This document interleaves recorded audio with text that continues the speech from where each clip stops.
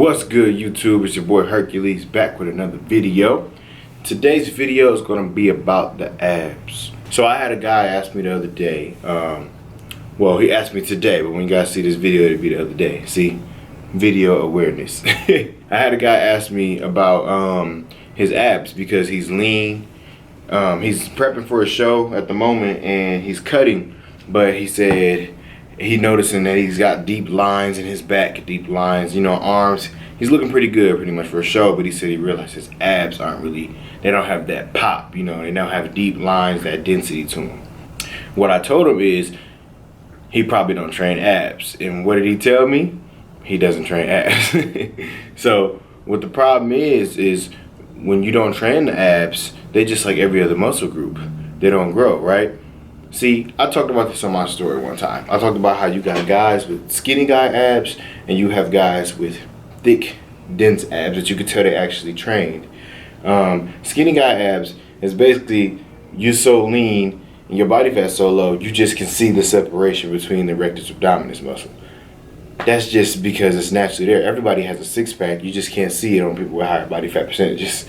Nobody's walking around with no abs. If you didn't have any abs, you wouldn't be able to stand upright. You wouldn't have anything to keep the core stable, anything to keep the spine stable and keep you upright. So everybody has abs. It's just some people have thick abs with density. I don't have, I'm too fat right now, I can't show y'all. Some people have thick abs to where it's dense, man, and they got a strong ass core to where you try to hit them in the stomach and it's just boom, it's just solid. And then you got the guys, like I said, with the skinny guy abs. To fix that, what you need to do is, okay, so what I learned is like this. I treat the abs like every other muscle group. And this is the problem with a lot of people in the fitness community. I have nothing against it. But it's those people out there that train abs every single day, hour after hour, every day. It's not bad, but it's not necessary. It's another muscle group, man. You gotta think of, would you train your chest every day? No. Would you train your legs? How about that? Would you train your goddamn legs every day? No, I bet you wouldn't. So think about it that way. The abs are still the same way. Yes, they recover faster, but you can't just train them and beat up on them day after day and expect something to change and expect them to grow. So this is what you need to do. What you need to do to get that density in the abs is you need to start training them like every other muscle group. So twice a week or 3 times a week. But the trick here and the difference between skinny guy abs and thick abs is you need to start training them weighted. So I put together this video today. It's my off day actually, so I usually do my core work and abs and stretching and things. I do like those things on my off days. So I'm actually about to do a ab workout, and since I'm bulking, I'm doing a weighted ab workout. That's another good point too. Let me hurry up and get to it because I know y'all want to just watch the video, but I gotta drop the knowledge.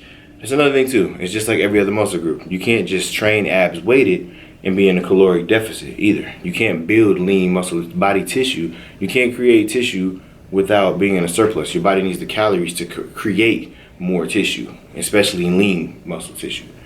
So first off, you need to be in a surplus when you do this, and be in a surplus, add weights to the at core workouts, and that'll thicken up the abs for you guys. So I'm gonna show you guys a couple of exercises that I do for ab thickness and that I've been doing for years. Since I started getting into this, I've been doing the same things. It's nothing complicated. You don't have to do a bunch of crazy stuff to get thick abs, guys, or to work the abs in general.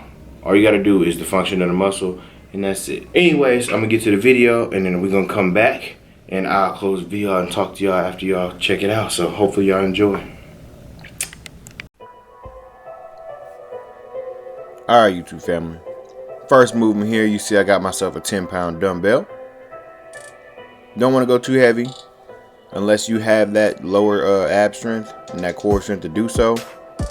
So I will change how I said that. Basically go with what you can handle, but don't go so heavy that your form is sloppy. So we're starting off with the hanging knee raises. We're going to do 3 sets of 12 here. Bringing those knees up nice and high. Balling the body up at the top. That way you engage the lower abs. Now, I'm not all into the science and stuff like that, but there is a study out there that shows that leg raises, knee raises, anything where the lower body is like hanging and you bring the legs up towards the chest is very taxing on the abs there's a lot of abdominal activation when you do movements here. Notice that I'm getting those hips up. That's the thing I see a lot of people do wrong when they do these. You got to make sure you're not just bringing the knees up, because then you'll just work the hip flexors. You want to make sure you're getting those hips tilted up towards the belly button. Second movement, we're going to do a decline bench sit up. You see here I got the bench at about a 45-degree angle. You don't want to have it too low, because then it'll be too easy. It'll be like doing regular crunches. But you want to make sure you have that at a good 45-degree angle. Get yourself a plate and hit those sets. Also, notice I'm not coming all the way back for those fitness gurus out there that are going to try to check me. I'm doing that on purpose. These are decline crunches. A sit-up, I guess, will be a full range of motion, but I don't like to do them like that regardless, because I feel like it's more taxing on my lower back when I come all the way flat down like that. So we just stop it about parallel with the ground, getting the torso parallel. Boom, right there. Bring it up, squeeze. Inhale on your way down, blow that air out on the way up. That way you can fully squeeze those abs, get a nice full contraction. Gonna do 3 sets of these, 12 reps. And change the weight based off of your strength, guys. You can go 45, it's up to you.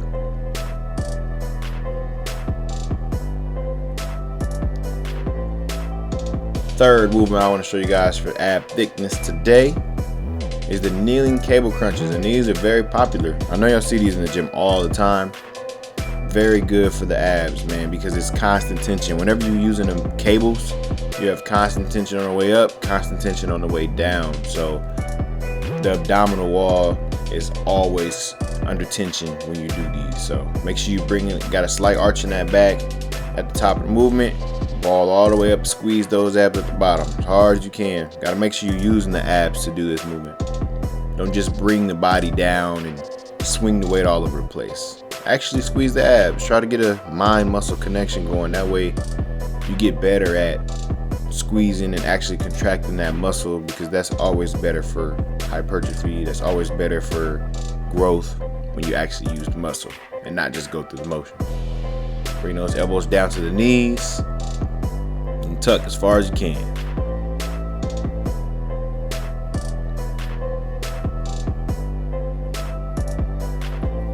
Fourth and final movement that I do for my abs, you got to hit those obliques. You want to have those thick obliques but still tapered. You want to do movements that include twisting. Notice how I got my arms straight out, chest nice and tall.